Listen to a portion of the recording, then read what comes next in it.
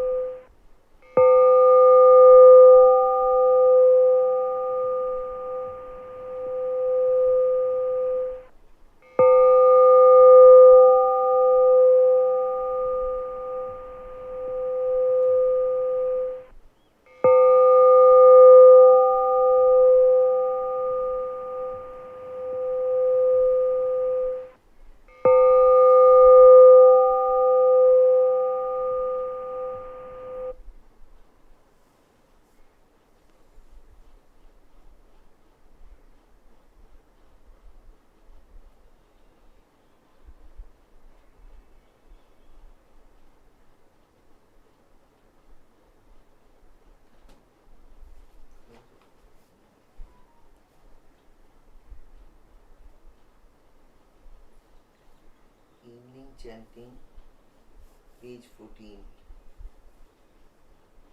यो सो भगवा अरहं सम्मा सम्बुद्धो स्वाक्षातो येन भगवता धम्मो सुपटिपन्नो यस्य भगवतो सावक संगो तमयं भगवन्तं सधम्मं ससंगम् इमे सकारीः यथार्हन् आरोपिते विपूजयामः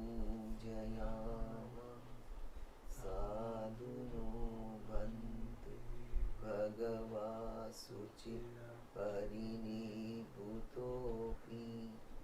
पश्चिमा जनतानुकम्पमानसा इमे सकारि दुर्गतपणाकारभूते पटिगह्णातु अम्हाकं दीर्घरतं हिताय सुखाय अरहं सम्मा सम्बुद्धो भगवा बुद्धं भगवन्तम् अभिवादे स्वाक्षातो भगवता धम्मो धम्मं नमस्सामि सुपटिपन्नो भगवतो सावक संगो संगं अन्धमयं बुद्धस्य भगवतो पूर्वभागनमकारं करोमसि नमो तस्य भगवतो अरहतो सम्मा सम्बुद्धस्य नमो तस्य भगवतो अरहतो सम्मा सम्बुद्धस्य नमो तस्य भगवतो अरहतो सम्मा सम्बुद्धस्य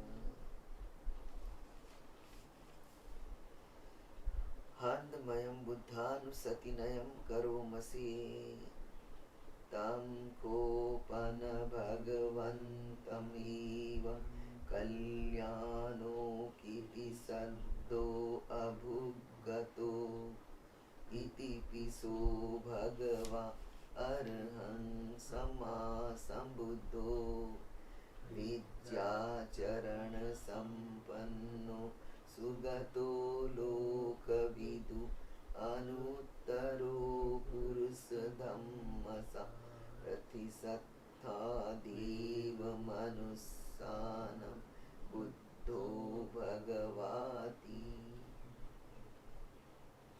हन्दमयं बुद्धाभिगीतिं करोमसे बुद्धवारहन्तवरता द्विगुणाभियुतो शुद्धाभियानकरुणा हि समागततो बोधेसियो सुजनतं कमलं वसुरो वन्दामहं तमरणं शिरसा जिनेन्दं बुद्धो यो सर्वपाणिनं शरणं खेममुत्तमम् पठमानुसतिष्ठानं वन्दामि तं शिरेणहं बुद्धस्सास्मि दासीव बुद्धो मे साम्यिकीश्वरो बुद्धास्सहं नियादे शरीरं जीवितं चिदं वन्दन्तीहं चरिष्यामि बुद्धस्यैव सुबोधितं नत्थि मे शरणम् अन्यत् बुद्धो मे शरणं वरम् एतेन सत्यवज्रेण वड्डेयं सत्तु शासने बुद्धं मे वन्दमानाय यं पुण्यं प्रसुतं विद सभ्येऽपि अन्तरायामि माहेशं तस्य तेजसा।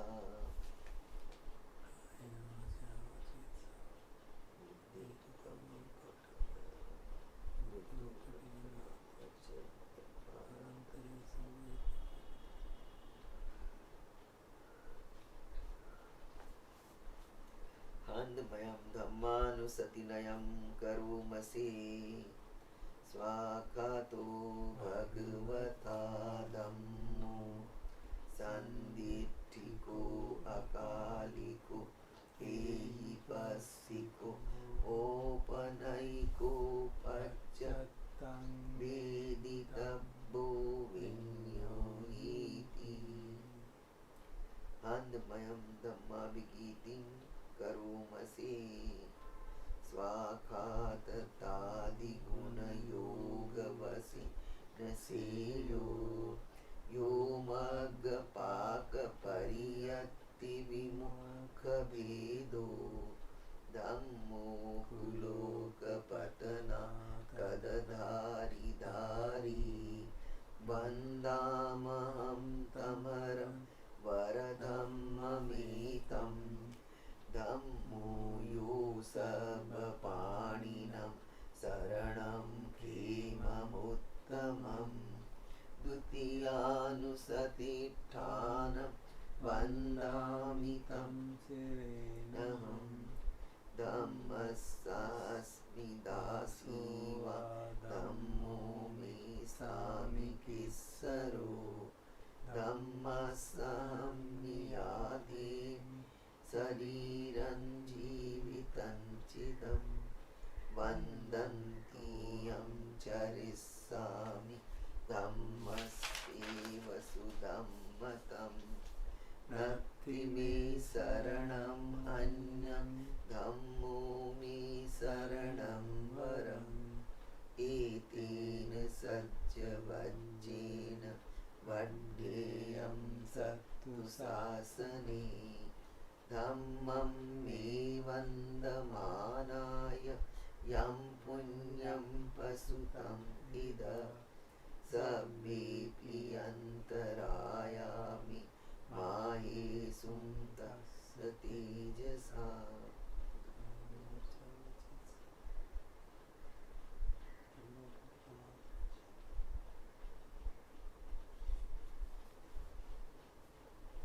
हन्दमयं सङ्घानुसतिनयं करोमसे सुपटिपन्नो भगवतो सावकसङ्गो उजुपटिपन्नो भगवतो सावक संघो न्यायपटिपन्नो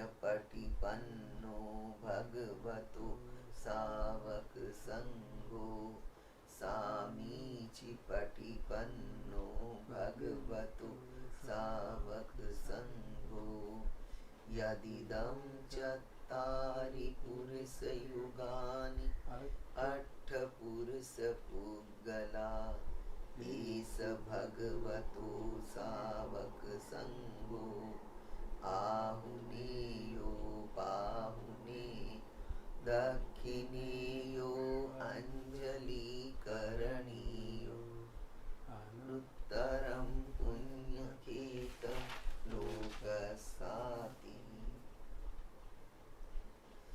हन्दमयं संघाभिगीतिं करोमसे सधम्मजो सुपटिपत्ति गुणाधियुतो यो अट्ठविदो अरियपुलसङ्गसेठो शीलादिधम्मपवरा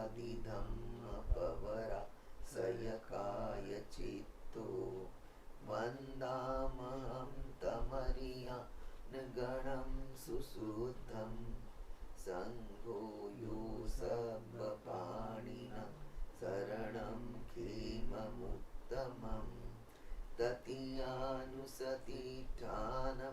वन्दामि तं शिरेणं संघस्सास्मि दासीव संघो मे सामिकिस्सरो संघसहं नियादेमि शरीरं जीवितं चिदं वन्दन्तीयं चरिष्यामि संघस्सोपटिपन्नतं नत्थि मे शरणम् अन्यत् संघो मे शरणं वरम् एतेन सत्यवच्चेन पठ्येयं सत्तु शासने संघं वन्दमानाय यं पुण्यं पशुतं इद सभ्येऽपि अन्तरायामि माहेषुं तस्य ते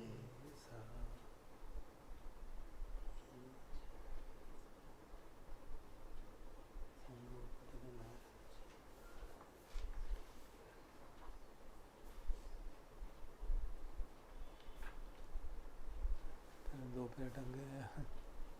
हाँ, ऊपर ही अटक गए।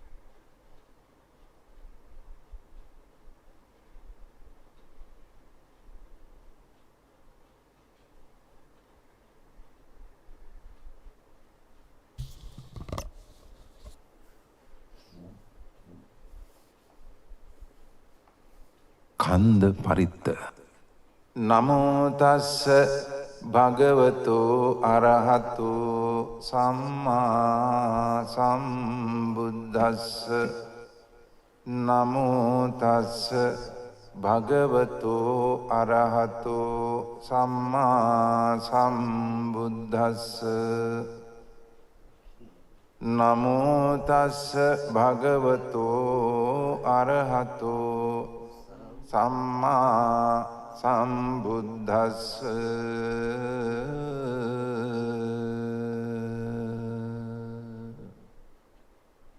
එවං මේ සුතං ඒකං සමයං භගවා සාවත්තියං විහෙරති ජේතවනේ අනාථ පිණ්ඩිකස්ස ආරාමේ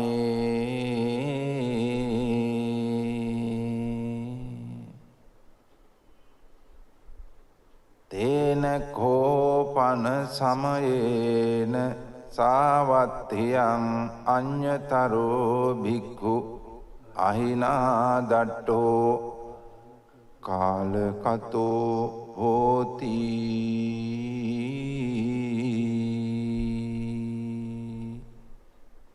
අතකෝ සම්බහුලා භික්ඛු යේන භගවා තේනුපසංකමින්සු උපසංකමිත්වා භගවන්තං අභිවාදෙත්වා ඒකමන්තං නිසීදින්සු. ඒකමන්තං නිසින්නා කෝතේ භික්ඛු භගවන්තං ඒතද්වෝචුං.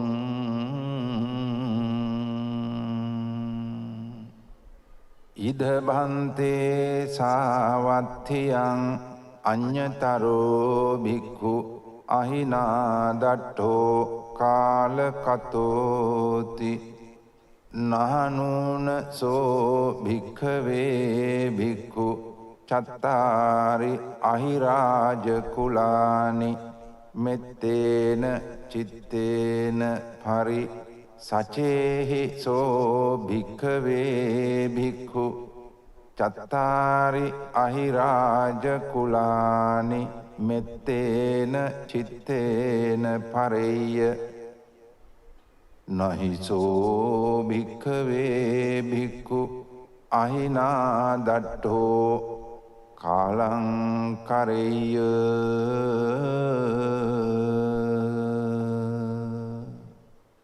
කතමානි චත්තාරි අහිරාජ කුලානි විරූපක්ඛං අහිරාජ කුලං ඒරාපතං අහිරාජ කුලං චබ්බ්‍යා පුත්තං අහිරාජ කුලං කන්හා ගෝතමකං අහිරාජ කුලං.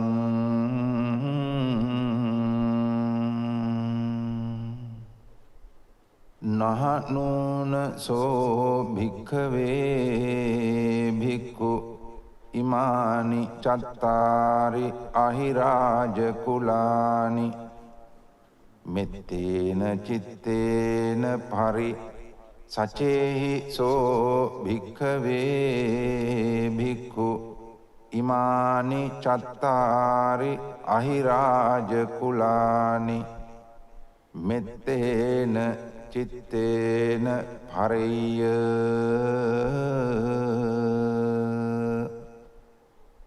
නහිසෝ භික්ඛවේ භික්ඛු අහිනා දට්ඨෝ කාලං කරෙය්‍ය.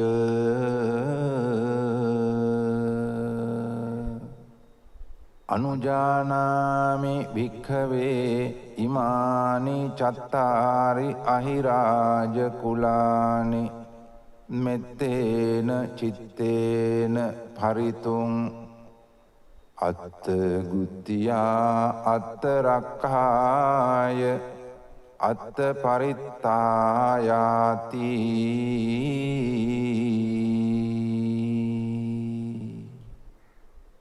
ඉදම වෝච භගවා ඉදං වත්වා සුගතෝ අථා පරං ඒතද්ද වෝච සත්තා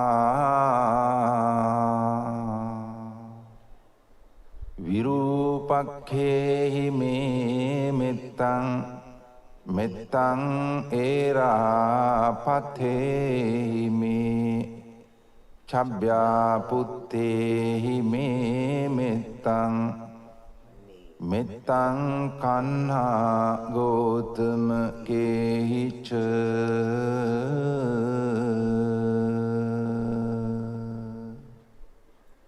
අපාදකේහි මේ මෙත්තං මෙත්තං දිපාදකේහි මේ චතුප්පදේහි මේ මෙත්තං මෙත්තං බහුපදේහි මේ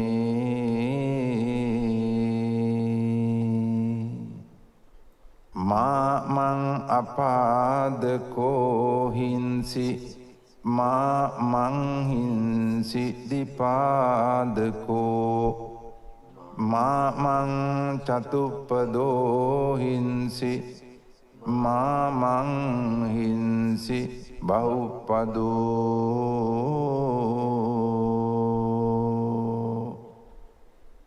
සබ්බේ සත්තා සබ්බේ පානා සබ්බේ භූතාච කේවලා සබ්බේ භද්‍රානි පස්සන්තු මා කංචි පාප මාගමා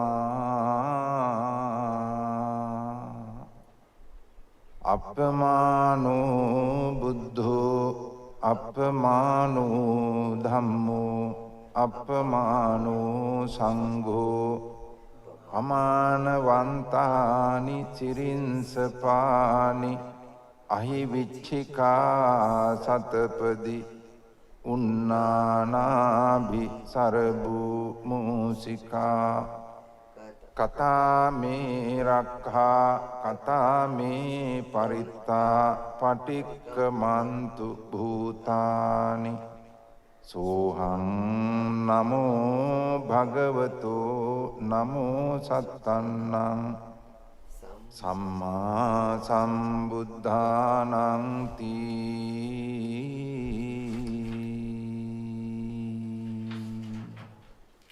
ඒතේන සච්ච වජ්ජේන සොත්ථිතේ හෝතු සම්බදා ඒතේන සච්ච වජ්ජේන සොත්ථි මේ හෝතු සම්බදා ඒතේන සච්ච වජ්ජේන සොත්ථිතේ හෝතු සම්බදා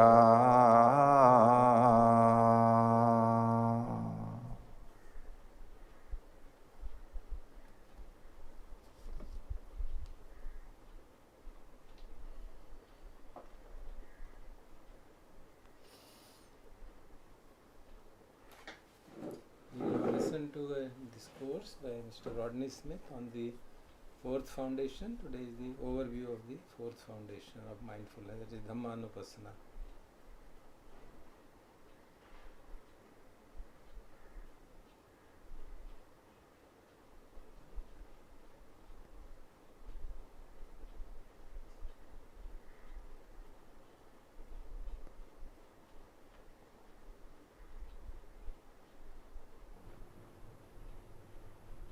It's predictable where some of you sit every week. It's if I want to see if somebody's here, I can just look at the spot that you're supposed to be in.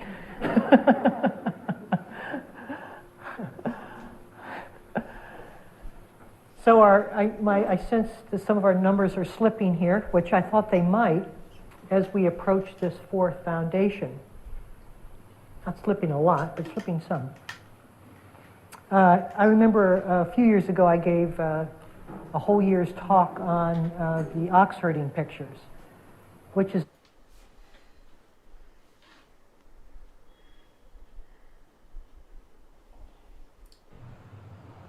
welcome everyone.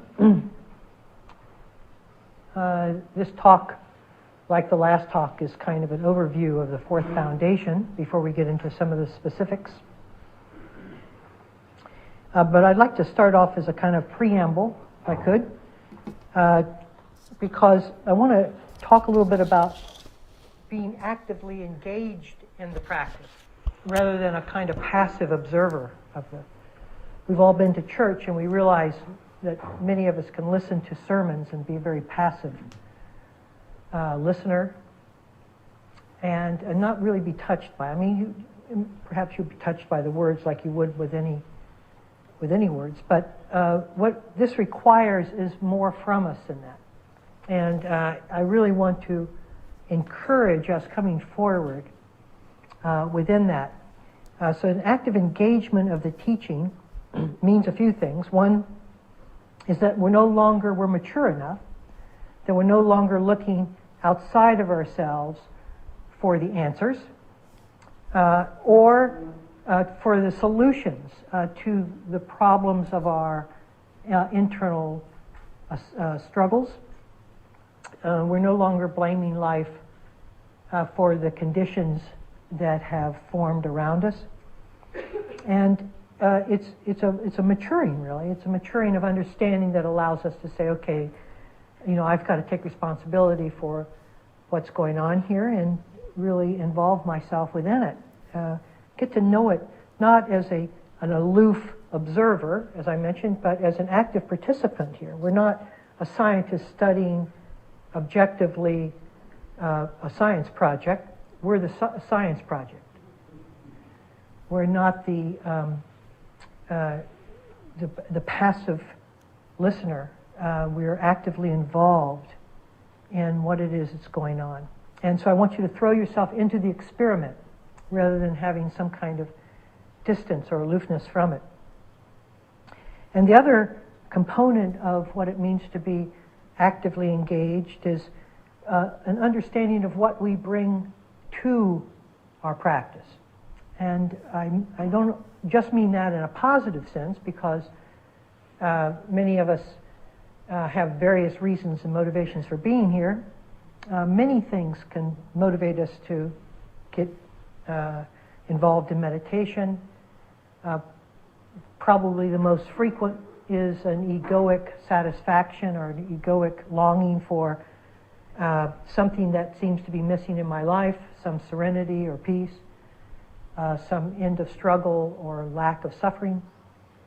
And so initially we all get involved from an egoic perspective. There's no evaluation about that. It's simply the way most of us enter. But very soon, our meditation practice can't be sustained solely by that motivation. It needs a further investment of our energy. And the next level of motivation, after we have sort of played out the egoic chip, is a sense or a yearning for what is true in life. What's true? And it's a deeper yearning than simply to get something from meditation, but it's a calling that asks us to go below the level of our normal discursiveness and see if there's something more fundamental about life than what we have believed to be. And so it's the willingness to sort of scratch beneath the surface and to ask questions which were not legitimately authorized from a different motivation, but now become our passion. And so this is also the opening of the heart. The heart begins to have a central pull and a central longing that is satisfied through knowing what is true. And then there is another motivation that clicks in once that has been established, what is true and meaningful, what is real in life. The next level of motivation, which makes us even more engaged in the practice, is to sort of understand what we are, the essence of our own sense of aliveness, existence, and to have some sense that the fruits of the spiritual journey really have to move through each of these motivating gates for there to be fulfillment. And it doesn't mean that we that once we pass through a gate, it doesn't repeat itself many times. It certainly does. Many of us just sit down in the morning and we just want some relief, which is fine. There's not a evaluation or a judgment about any of this. Nobody's doing anything wrong, regardless of where we're motivated to look. But what I ask is not to stop at whatever motivates us. Don't arrest the essence of meditation upon your motivation, because it's often a very limited motivation, a very limited response to what the meditation can actually show us. And to keep moving this thing, we start off with the egoic need, and that gets satisfied, and we say, okay, that's enough. I've gotten from meditation what I wanted. and that can be the end. But if we ask, as we're receiving it, whether it truly accomplishes the serenity that I long for, whether the relaxation I've obtained is the serenity and deep sense of settledness and stillness that my heart longs for, that's a question that will pull the motivation down into the next level. And then we just keep sinking with it. And I might say that it doesn't really, if meditation is your focus and primary spiritual practice, fine, but yoga can do the same thing. You just can't be satisfied with a body that feels good. If that's all you want from it, then that's all it will give you. But yoga in its essence means union, and to find that union means you have to travel much deeper than the superficial. So I just want to encourage people not to just come here on Tuesday nights and listen to a sermon, go home and think that they spent a fruitful evening. There's a homework assignment back there that's actually more important than the sermon itself, and that is that it gets us involved and engaged and actually fleshing out what the experience and direction of what we talked about tonight is supposed to is pointing. Okay, so that being said, I want to move into the fourth foundation and look at this with a little more time than we had last talk. And up front, may I say that this is a challenging talk. All of these talks are challenging in some way. It needs your patience. You may not understand it, or you may think this is way over my head. It doesn't matter. You see, if you're just patient, if you sit by the fire, no matter how wet the log is, it'll eventually start burning. So no matter where we are or where we think we are in our beginning, middle, or experienced range, sit by the fire and just listen and let yourself wonder and not get discouraged. Discouragement doesn't help. Wonder does. So, wow, what is he talking about? That's interesting. Rather than, oh, I can't do that. You see? We can go either way on that. So to keep this thing alive within us, even if it isn't understood, we can keep it alive. Now, let me just move right into the definition of the fourth foundation. And I was ordained by a Burmese meditation master many, many years ago, Mahasi Sayadaw. And someone asked him what the third foundation of mindfulness was, and he said that's noticing what is arising within awareness, what we've been talking about. And then somebody asked him what's the definition of the fourth foundation, and he says, seeing the effects of what's arising upon awareness. So I don't have any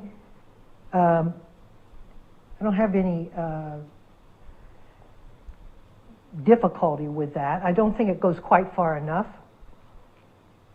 And so I want to establish my own definition, and that is the fourth foundation is learning to abide in awareness without a story, and using discernment, which is intrinsic or natural to awareness, when a story does arise. Okay, so we have gone now into very subtle waters. And just to refresh your overall view of the first four foundations, the first foundation located us firmly in form. It got us somewhere. It settled us down enough so that we knew where we were, didn't it? Oh, I'm in my body. And with some examination and some interest, some curiosity, the body certainly opened up beyond our initial view of what it is. And there are many subtleties of the body which can be explored endlessly in this foundation, and is, or can be, a very complete practice in and of itself, as long as you incorporate the other three foundations within this foundation. So each foundation can be a complete foundation, can be a complete practice, but you have to invite the other three foundations within that foundation to make it work.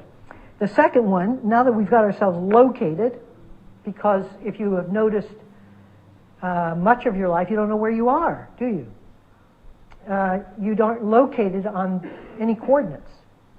You don't know where you are. You're wherever your thoughts tell you are. That's where you are. And so to find a place where you actually come back to and know where you are is enormous. It's enormous.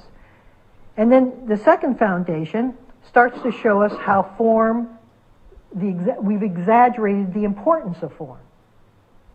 The first foundation got us in the form, and we made that very special. Many of us love our bodies or are learning to love our bodies, and we just like to dwell there and it's comfortable and all that. But the second foundation is meant to pull the psychic energy of investment out of that form a little bit. It shows us that the form we've invested in, let us say the body, is really an attachment to a particular feeling that we have about it. And that each object that arises in our life is invested in by the mind. The mind has a certain, it either likes it or doesn't like it or doesn't care about it, and that's invested within each object. The object doesn't hold that, the mind holds that. So we are essentially projecting out our likes to objects. And then we say we love you, when actually the love is in us. Right? So it's a very interesting way to begin to divest energy from form. Form doesn't mean as much after we've looked at how the investment process goes. And so that the second foundation in some ways extracts energy from the first. Yes, I'm in my body and it's very nice to dwell here, but it's also just this. It's also based upon the whole conditioning reference that I have given it. It doesn't contain intrinsic worth. It's whatever I say it is, whatever I like about it or not like about it. And so it infuses its own mental response onto it. Then the third foundation is simply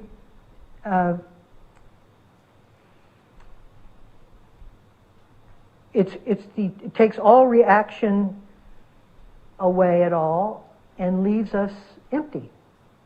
The third foundation is simply the willingness to still ourselves with whatever is arising in mind and not follow it or make anything out of it.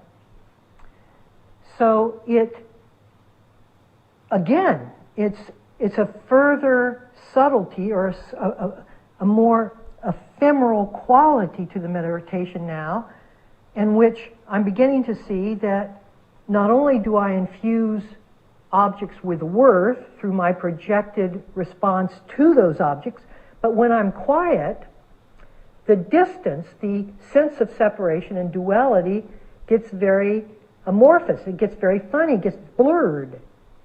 And that I can't say the world is out there and I'm in here when I'm as quiet as I need to be and just in my noticing and just allowing things to be seen.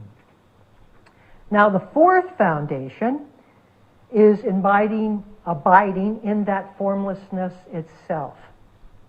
In the third foundation, there is still a little bit of me who is trying to be quiet to whatever it is that was arising so that I would have non-judgmental. The space was still contained within my skin. And the practice seemed to be very internal still, where I am having a relationship with my mind, and I'm being quieter, so I'm a little less described, a little less determined in there, but for the most part, we're pretty much still there, contained within it. The fourth foundation is the loss of boundaries entirely. The fourth foundation is abiding in that formlessness. It's a figure ground switch, in the sense that the emphasis in the third was in the states of mind being seen. All right, so that was the states of mind were what was important, and I was seeing them. In the fourth, the emphasis is on seeing rather than what is being seen, is on the formlessness of awareness itself rather than what awareness is seeing. Now that's very subtle, you see, and I don't want to lose you on this. And that's the reason that I believe that most interpretations of the fourth keep you looking at the objects. Look at the hindrances, look at the 7 factors, look at this, because that's easier. It's easier to look at form than to acknowledge the formless.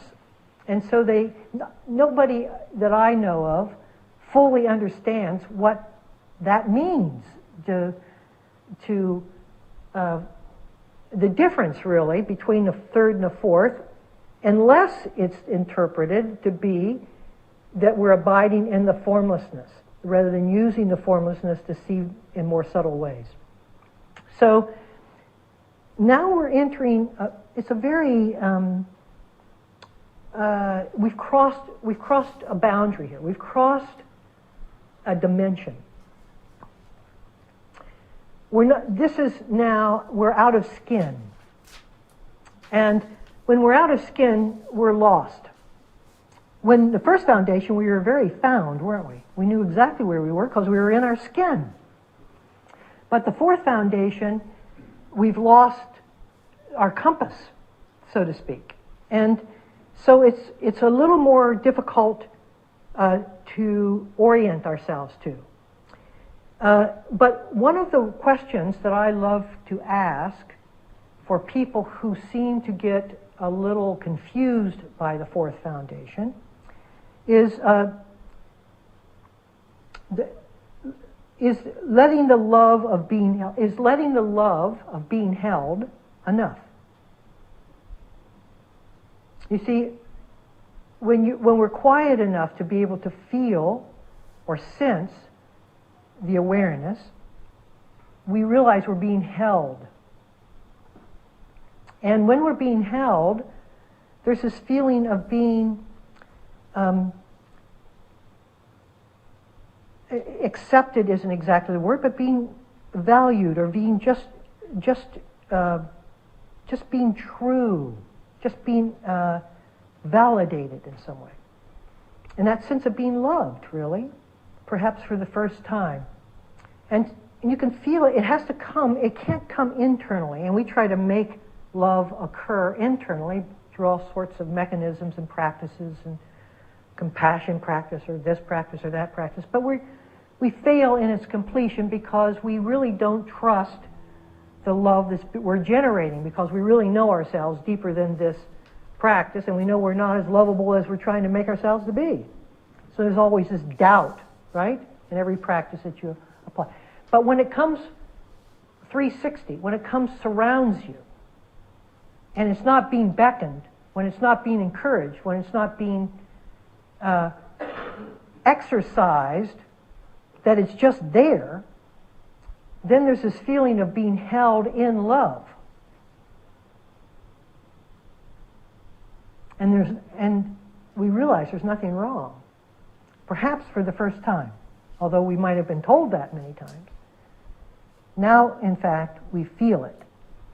And so this fourth foundation really takes away ownership of our practice. So we're not actively doing. In fact, the more actively you do something, the more you'll be involved in the first 3 foundations. The first 3 foundations, for the most part, had various forms of activity and involvement in each of those foundations.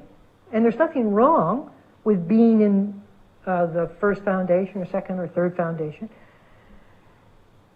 But you might say one of the fruits of the meditation is to become so quiet in oneself that oneself dissolves in terms of boundary and sees the form is being held, all form is being held in formlessness.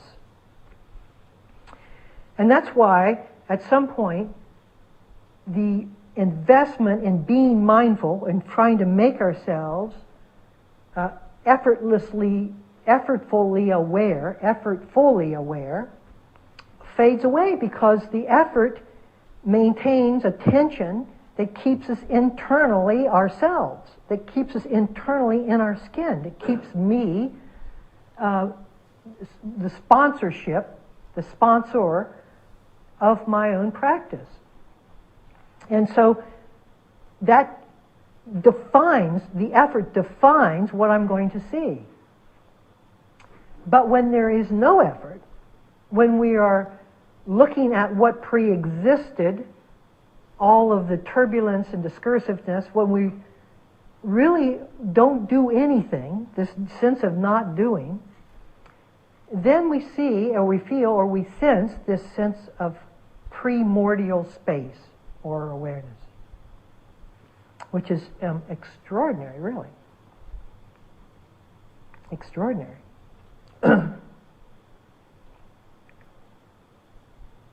Now, many of us have had experiences of that. And may I say it's a felt sense. The sense of awareness, I like the word felt sense. I was reading about focusing in the Tricycle magazine. I hadn't heard of this technique, but they use the word felt sense in a different kind of way, according to body.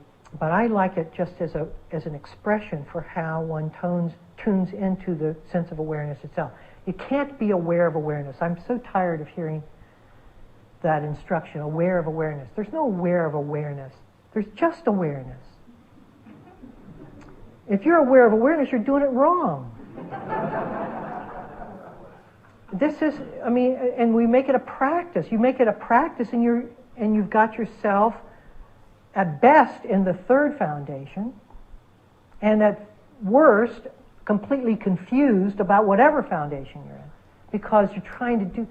If it's pre-existing, you can't see it, but it doesn't mean there isn't a felt sense of it.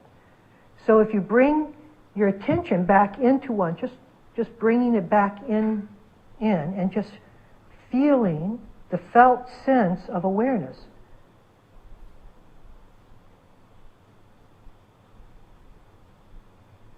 And you go, oh, yeah, okay, so.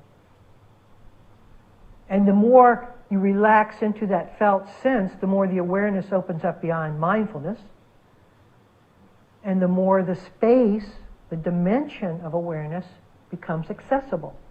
And again, it's so subtle that's why it's constantly redefined in ways that people can get their hands around it. Like contemplation of the dharmas. That's one of the, contemplation of the dharmas makes it back into the third foundation from my point of view. Just contemplating the dharmas of life, whatever this. But then the watcher is very much there, the sense of observing. But this is I believe that Buddha was taking us completely out of it all now. A transcendent moment. And as I was mentioning, many of us have had that. Many of us have had a sense of awareness in full blossom. And then we get pulled out of it through some thought, seem to get pulled out of it through some thought. And then we go back in it, we come out of it, and it's thrilling sometimes to get that feeling, and it's energetic, and we get a high from really sensing awareness and all of that. But at some point, you get tired of a partial life in awareness. Now comes what I think is the real heart of the fourth foundation. The fourth foundation just doesn't establish us in awareness. It works effortlessly to clean it up continually. You see, when one awakens, that's the beginning of the spiritual journey, not the end. All the mess that we live with, the way our minds keep getting pulled back into a kind of discourse with itself, with a reactivity and a judgment and a kind of separation, a feeling of separation, that becomes intolerable to the heart. The heart can't stand separation when it knows transcendence. And so, but how do you work with it then? Because we've been taken away out. We're out of it. So what do? You see the quandary? You see the paradox? I'm pulled back into duality, but I can't do a thing about the problem I'm having in duality. Because as soon as I do, I'm more dualistic than I ever was. What do I do? What do I do? That's where this fourth foundation comes in. First let me say that I don't think you'll find this definition in any of the other places you read, or you have to take what your own insights have shown you in practice and apply it to the Buddha's words. Don't rely upon 2,000 years of editorializing and commentary to show you the wise way. So when you start dusting this stuff off, it starts making much more sense than if you read somebody else's logic about what these things mean. So I'm encouraging you not to just settle with my words, but to use your own description. That's what I mean by engaged practice. So once we get a sense of this, and once we get a sense of the traps that are inherent in this process of transcendence from form to formlessness, and that we're no longer satisfied with momentary experiences of formlessness, then we're interested in clearing up the mess. Let's just figure out what's going on here. That discernment comes from awareness. That's what's so beautiful about this thing, is it doesn't need you. It doesn't need you even in its finest hour, And so there's a quality of awareness that is discerning, intelligent. Now I'll frame it differently. It's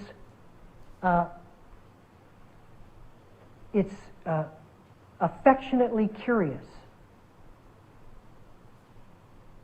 Affectionately curious. What is going on here? That the affection, curiosity. Now, curiosity, I need to say this, a curiosity can come from one of two sources. There can be a mental curiosity, which is our secondary intention to gain life. When we have found ourselves separated from life, then the best we can do is try to access as much enjoyment and pleasure around us for our sense of completion and worth. That's the way the mind works. That's the way it thinks. It thinks dualistically, so it gathers things around it to provide its sense of worth. Okay, so what does affectionate curiosity look like when it comes from the mind?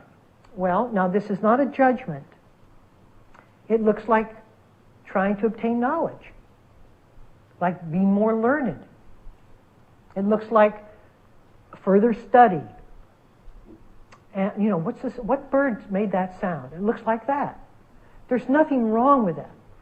In fact, we all need that to be working for us. But that's not the affectionate curiosity of awareness itself. The affectionate curiosity of the primary intention, the intention towards wholeness of being, the affectionate curiosity of that looks like the willingness to move into any difficulty to remove that obscuration so that it no longer pulls me out of transcendent awareness into myself. At this point, transcendent awareness is much more prized than the sense of me being who I am. For a long period of time, who I am is more prized than awareness. I'd much rather be who I am and have moments of awareness. At some point, the scales tips, and you are much more interested, not you, but there's much more interest in liberation, transcendent awareness, than there is in reforming our sense of self. Now, I'm taking you out there. Okay, so again, don't get discouraged. You're all working fine on this. I'm just showing you a direction. I'm just showing us where we're going, where this thing takes us. We're talking about the fourth foundation. I'm not going to bring it down so that it becomes manageable, because it's not manageable on that sense. It's not, and I think we do a disservice to the teaching when we try to make it so. So transcendent awareness is basically the fourth foundation. Now, there's a beautiful image that a friend of mine, a colleague, Guy Armstrong, uses that I would like to use. And he uses it. He says, now the sun, if you face away from the sun into outer space, all you see is black, don't you? You don't see the light of the sun. You're facing away from it. But if an object comes between you and the sun, you see that object. It lights up. The light has always been there, but when an object moves in front of you, that's the only time you acknowledge the light.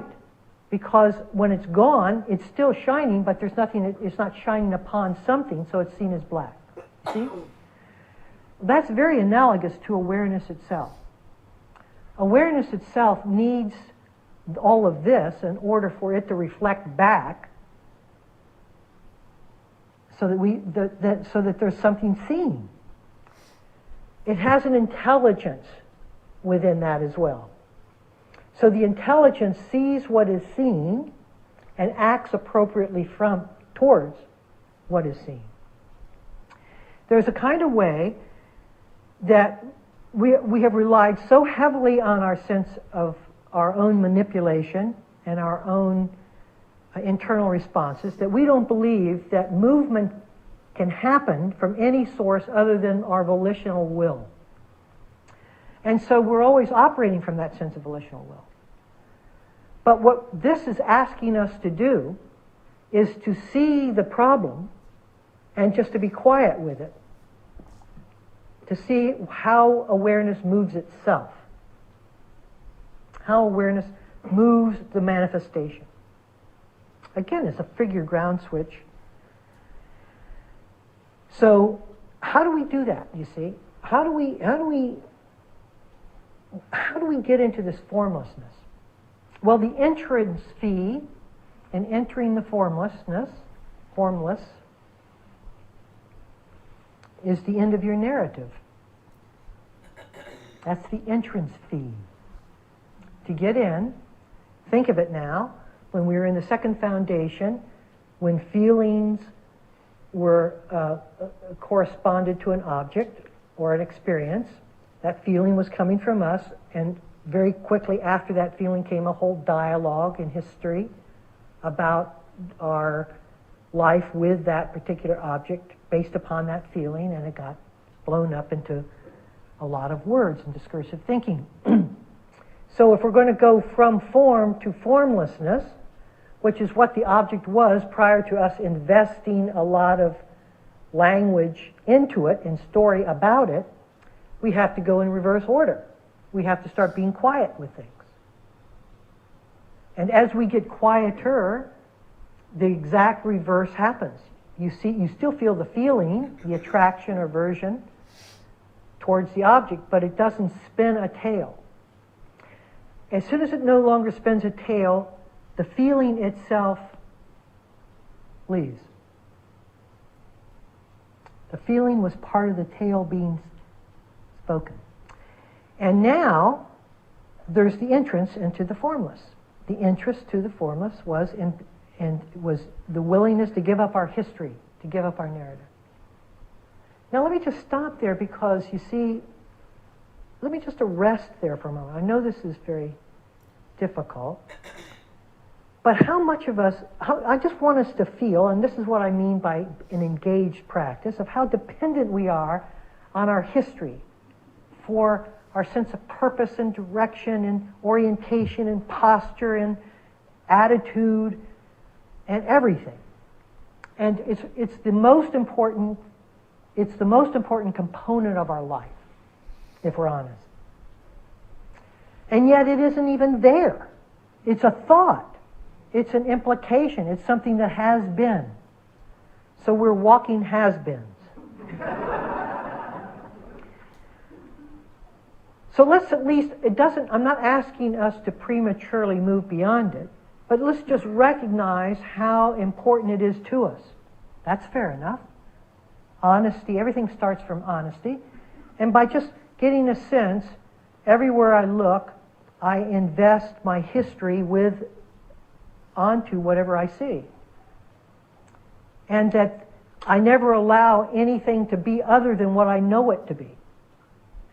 And so nothing ever can come around something because I'm defining it so that it's free of whatever holds it. Do you see? When I define something, it holds just that. And it doesn't let the formlessness be seen. But when I stop defining it and moving it and making it something, it becomes nothing. It was only my narrative, my story, my history that made it something. And if I'm willing to be quiet with it, it comes back into the fold of the whole, of the totality.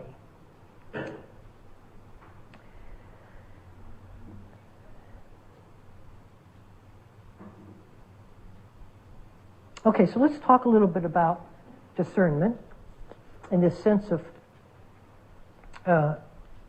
this felt sense of awareness and this implicit knowing that awareness has.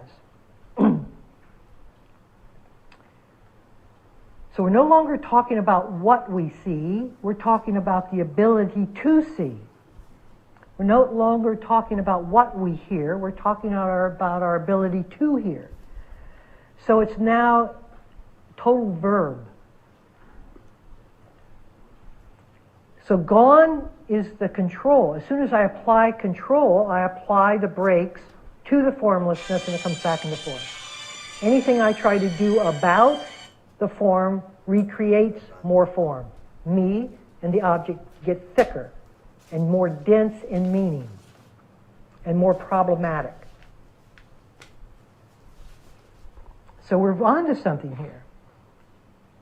So we can only enter this thing through the loss of control, through the relinquishment of control, letting intelligence move itself, as I was saying before, entering the path of surrender.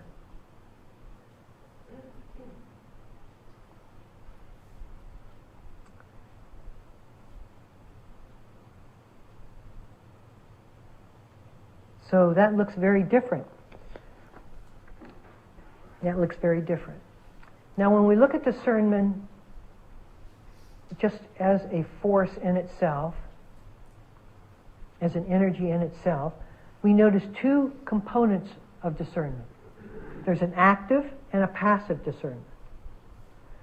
The passive discernment was very prominent in the third foundation. We were just sitting back, doing nothing, and allowing things to be seen. And much of meditation practice has that as a culmination, is just seeing, not adding anything to what's seen, just seeing. And the passive discernment, stay with me here, I know this is, it's experiential, but you may get lost in the words.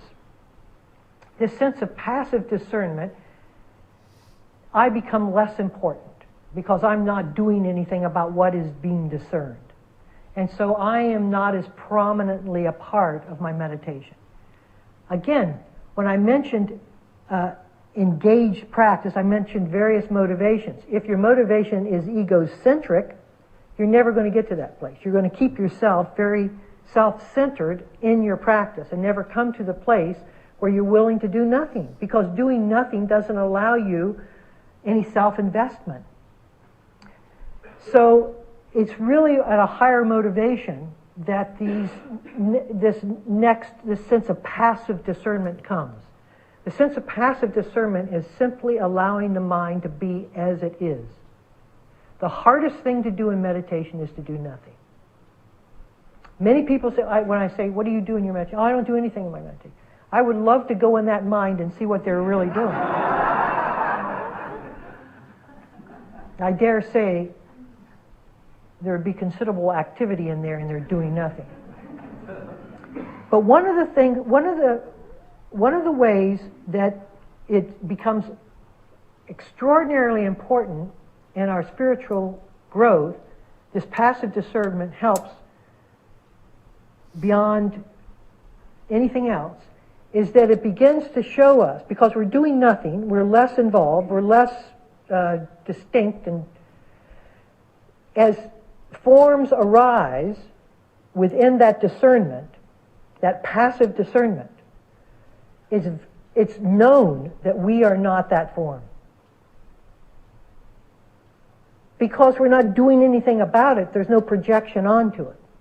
There's no infusion of self onto object. And the self is very amorphous, it's very spacious, and there's a recognition at some point that as objects arise in mind, in consciousness, and nothing is done about them, that those forms that we see, the thoughts that we hear, the emotions we feel, etc., this is not me. So discernment, although passive, has an enormous part to play in the resolution of thinking that we are form.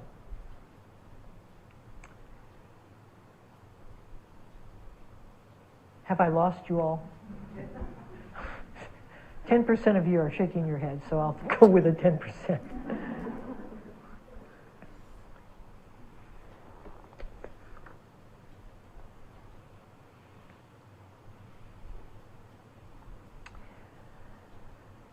It also shows, so passive discernment also shows us lots of things. It shows us a greater sense of interconnectedness within silence.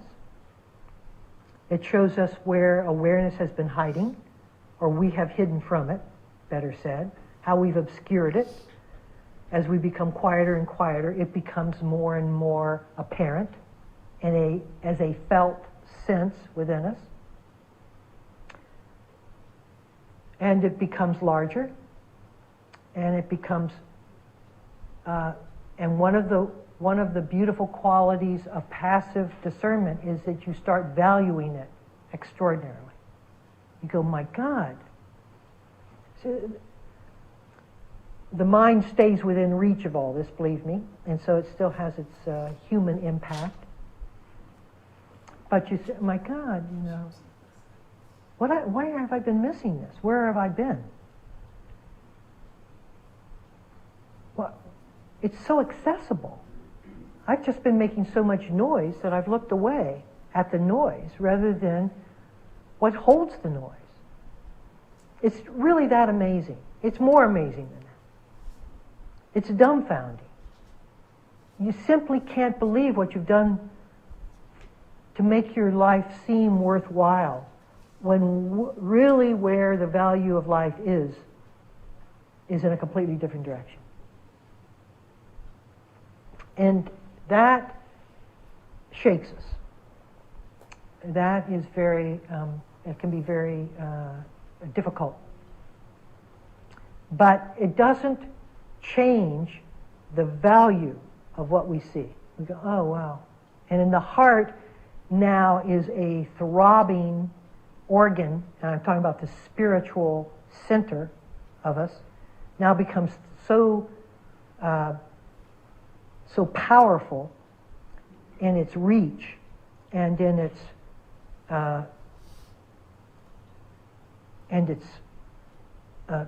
resolve, that this passive discernment begins to take on an active discernment. Now, active discernment, I said there are two types of discernment, passive and active, both of which are coming from awareness, not from us. This active discernment has a much more a probing sense about it. It brings forth that sense of astonished curiosity, loving curiosity, affectionate curiosity is what I said, affectionate curiosity, into anything that tries to obscure the availability of awareness. And so it looks like investigation. It looks like questioning. It looks like, what's going on here? That's the way it shows up. Now, this is where I really want to caution, because I'm going to spend a few weeks talking about investigation and inquiry and questioning and all of that. And some of you say, I don't get this at all. Is that just analytical? Is that just me? No, we're not talking about the analysis that we usually go through when we think. When we go in, we start churning the wheels of our thoughts. It's not that at all. It's a natural movement of the heart towards feeling limited. And it goes, what's going on here? What's this? What's happening here? It wants to uncover what it is, why it is that I have given away the most important thing, which was access to this awareness. It wants to know what's going on. What's happening here? And so it starts looking at life in terms of that. So it can look it looks, I'm sure that all of you have had moments of this investigation, but you may not have recognized it. Like a moment of insight is really a moment of investigation. We go, whoa, I've given myself away to thoughts. What is this? What am I thinking about all the time? What's so important? A thought is not going to ask that itself, that question, you see. It's coming from something else. A thought isn't going to say, why am I thinking this thought? It just thinks the thought. Something else has got to ask that question. Anytime you ask a question about something that's a given part of you, you can be sure that it's not a given part of you. You can be sure it's coming from something else. And so this sense of awareness is always playing through. We're just claiming ownership of it. When emotion comes up, just the willingness to feel the emotion, to hold the emotion, is this investigation. The one that's, oh God, this emotion. There's a lot of discursive thinking within that, and it's being confused. The discursive thinking is being confused with the discernment, but the discernment is there. It just isn't clear enough to be able to really see it free of all the discourse that's around it. But there will be a time when questions will just flower in you, naturally. Just because you feel that if you don't know that, something is being deprived. You're being deprived of something vitally important. And I don't mean knowledge, I mean some bit of information that would free you from whatever seems to be a boundary in that moment. So I want to leave us there, because I'm going to move this into a line and direction that I think we can all get our hands on. But I wanted to give this overview, and I didn't want to make it elementary. I wanted to show you how deeply these foundations take us. And I don't want to make them manageable, because this one is not manageable. Not by you, it's not. At some point we have to surrender to this thing. And so this calls that surrender forward. So if you didn't get anything out of it but wonder, bless you. Just don't get discouraged. There's nothing special about anyone, including the Buddha. There's nothing that has been experienced or stated tonight that isn't accessible to each one of us. If we're patient, if we are resolved, if what motivates us is an engaged practice and not a passive listening. If what we want out of this thing is to be transformed, not to be just fin de repair. Okay? Okay, good. Can we sit for a moment or two?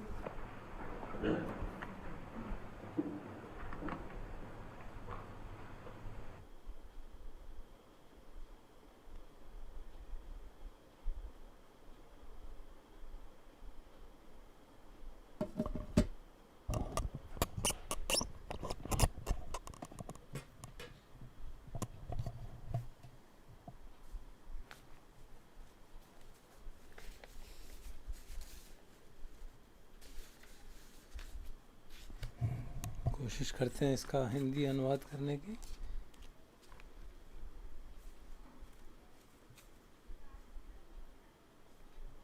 पहले तो उन्होंने कहा कि हमको teaching जब ये प्रवचन सुनते हैं तो सिर्फ एक श्रोता बन के नहीं रहना चाहिए, उसमें एक्टिवली एंगेज करना चाहिए, समझना चाहिए कि क्या हो रहा है और उसको अपने अनुभव पे उतारना चाहिए टीचिंग को।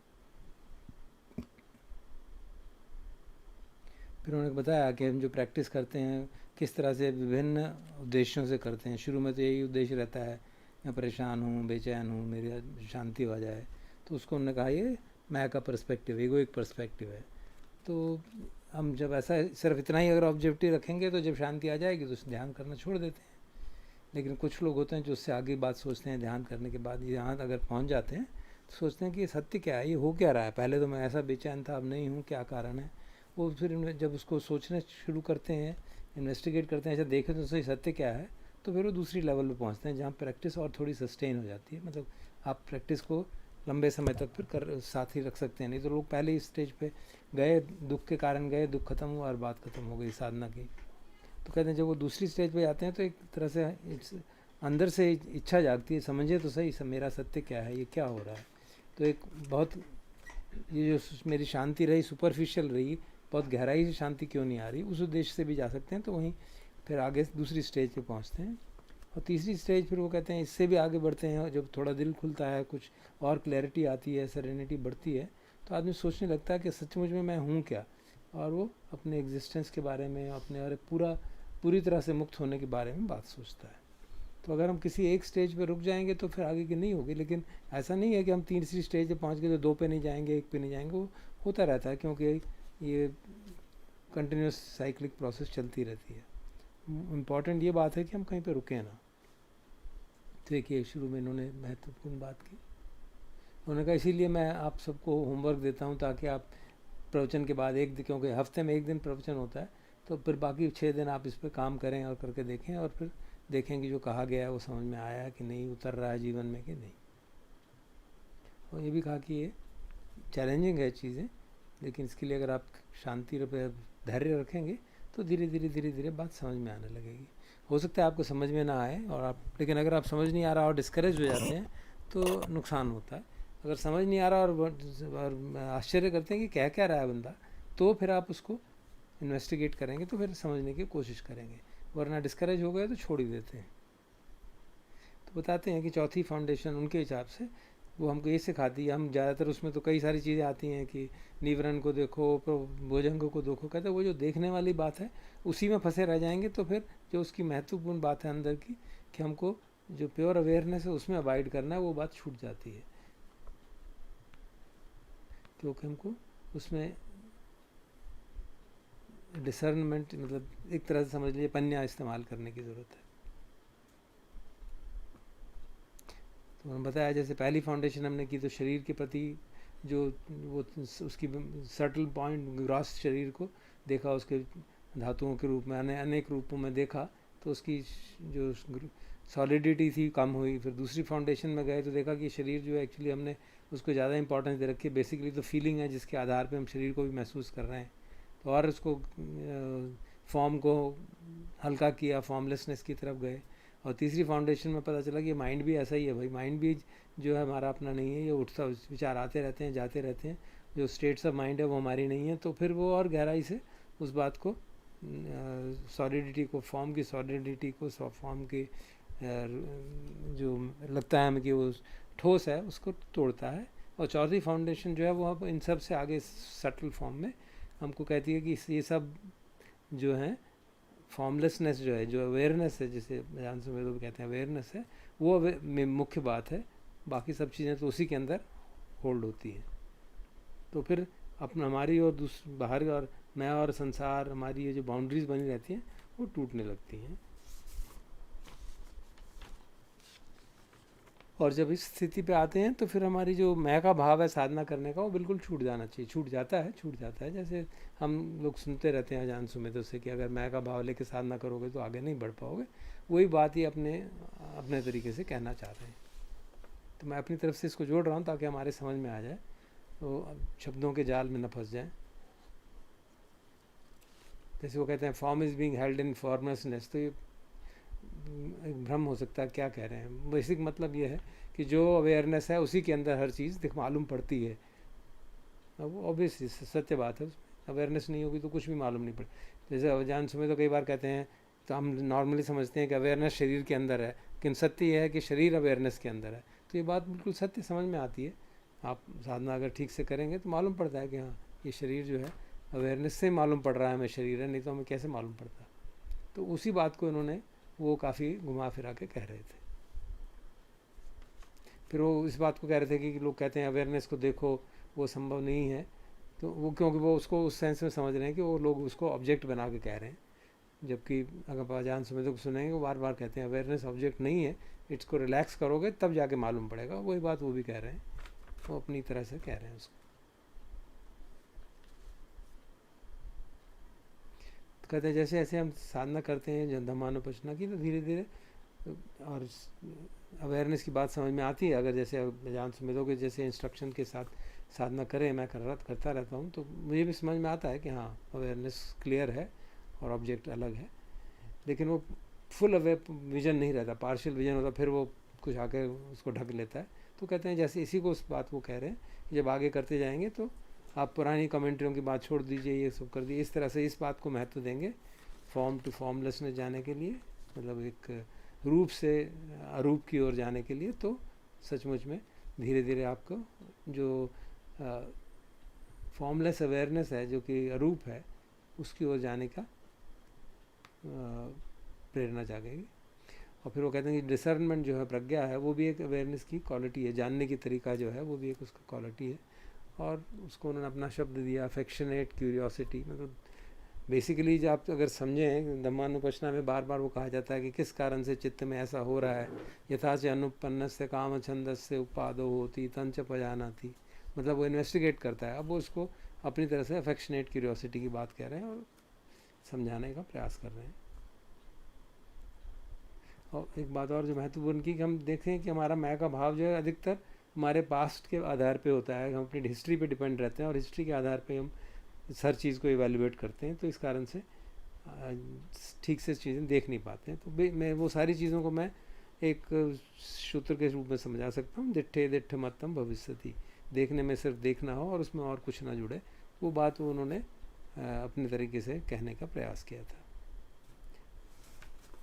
एक अच्छा उदाहरण जो उन्होंने दिया है सूर्य का, कि जब स्पेस में होते हैं, अगर आप सूर्य की फेस नहीं कर रहे हैं और पीठ आपकी सूर्य की तरफ है तो आपको चारों तरफ अंधेरा दिखाई देगा। लेकिन अगर आपके सामने कोई ऑब्जेक्ट आ जाए तो सूर्य की रोशनी वो दिखना है तो पता चलता है रोशनी भी है। तो वही उदाहरण उन्होंने किया कि जो अवेयरनेस है वो क्योंकि फॉर्मलेस है, वो पता नहीं चलेगी आपको। जब अवेयरनेस में कोई ऑब्जेक्ट आता है तभी पता चलती है कि अवेयरनेस है।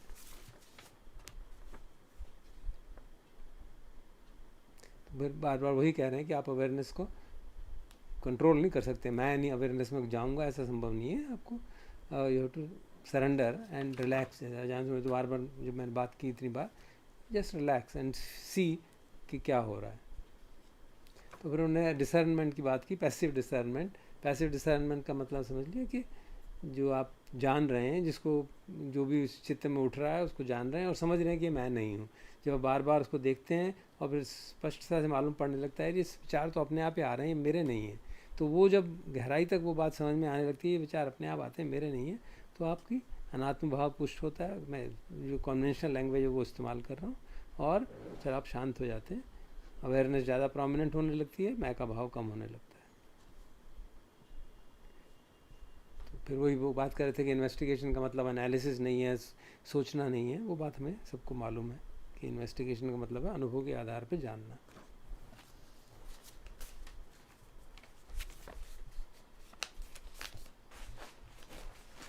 आज कुछ प्रवचन थोड़ा लंबा हो गया, तो समय कम है, तो संक्षेप में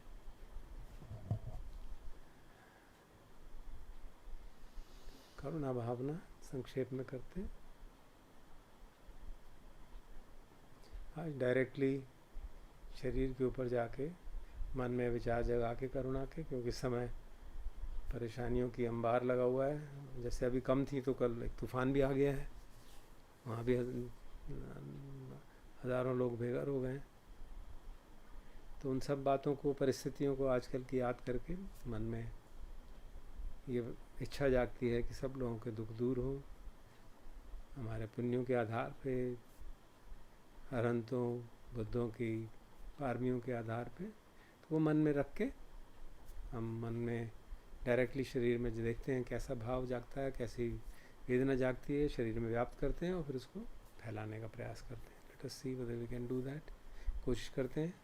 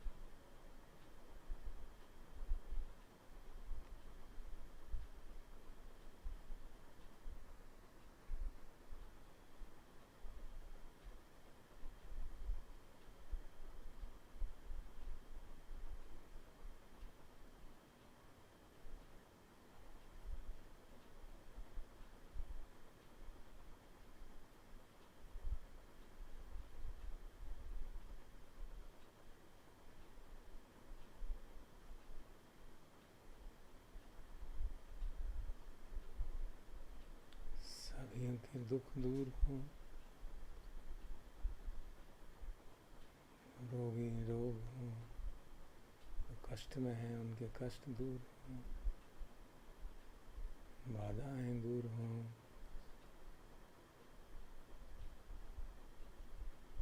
जो रोजगार से वंचित हो गए हैं उन्हें रोजगार मिले शीघ्र, जो घरों से बेघर हो गए हैं उन्हें घर ठीक मिले। ये भाव मन में लाएंगे तो लाते हैं मन तो शरीर पे भी करुणा का असर होने लगता है। फिर हम करुणा की तरंगों को एक दिशा में, सामने की दिशा में फहराने का प्रयास करते हैं। जैसे भगवान कहते हैं, बोल सकते हैं जोर से नहीं, एकांत क्या करूँगा।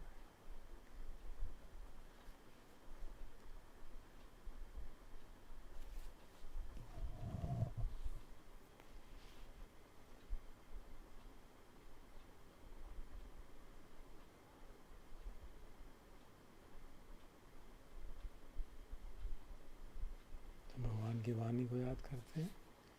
करुणा सहगतेन चेतसा एकम दिशम फरित्वा विहरति। तो ये उनका आदेश है एक तरह से कि एक दिशा में करुणा चित्त से उस दिशा को व्याप्त करके हम विहार करते हैं। तो व्याप्त कैसे करेंगे? शरीर की, मन की तरंगों से।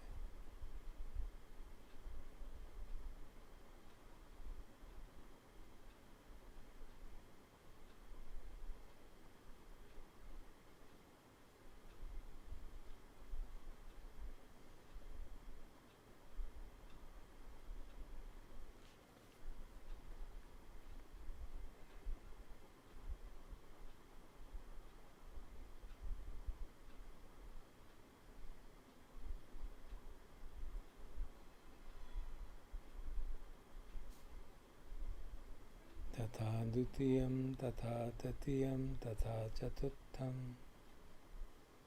तो इसी प्रकार दूसरी, तीसरी और चौथी दिशा को तरंगों से व्याप्त करते हैं, करुणा की तरंगों से।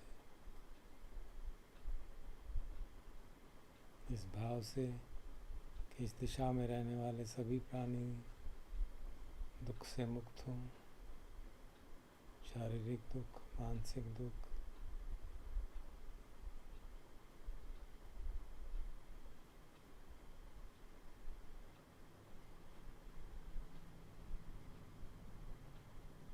सचमुच दुख से मुक्ति तो प्रज्ञा जागने पे होगी।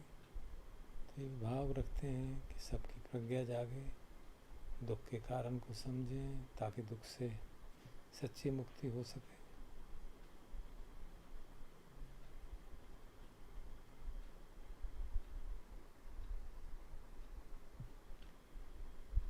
इति उद्धमतो तिर्यं संबधि संबद्धताय संभावन्तलोकम्। तो भगवान ने कहा किसी तरह नीचे ऊपर, आड़े तिरछे सभी लोकों में अपने को भी इंक्लूड करके करुणा सहगतेन चेतसा विपुलेन महगतेन अपमानेन अवेरेन अव्यापज्येन फरित्वा विहरति। भगवान फिर हमें याद दिला रहे हैं कि किसी भी प्रकार का वैर, किसी भी प्रकार का द्वेष, किसी प्रकार का दुर्भावना न हो, और करुणा से व्याप्त चित्त को विपुल, महान, असीम बना के हर दिशा में उस तरंगों को व्याप्त करें, सबके प्रति और अपने प्रति भी।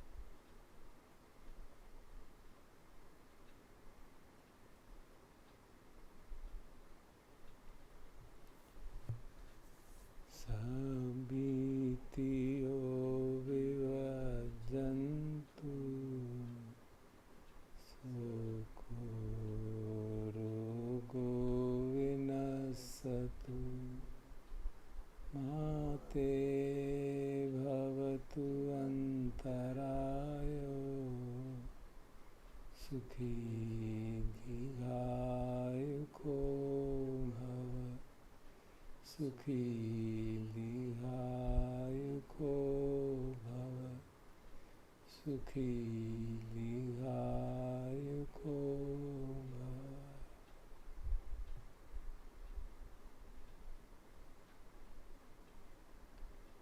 सर्वे सत्ता सुखी होन्तु सर्वे होन्तु चखे सर्वे भद्राणि पश्यन्तु मा किञ्चित् पापमागमात् मा कञ्चित् शोकमागमात् मा कञ्चित् दुःखमागमात्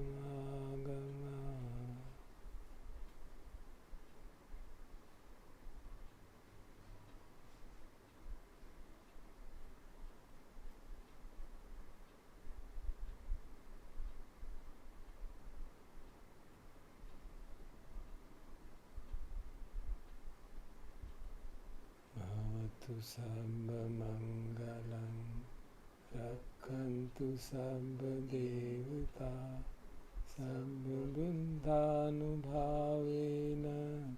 सदा सुखी भवन्तु ते भवतु सर्वमङ्गलं रक्षन्तु सर्वदेवता सर्वधर्मानुभावेन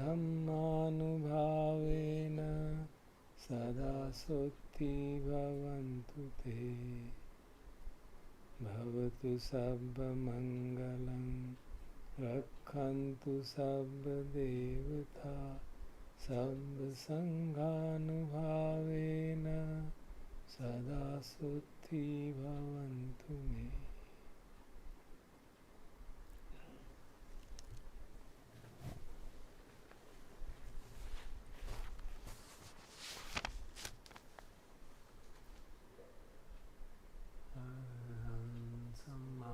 सम्बुद्ध भगवा बुद्धं भगवन्त अभिवादे साक्षातो भगवता धम्मो धम्मं नमस्सामि सुपटिपन्नो भगवतो सावक संघो संघं नमामि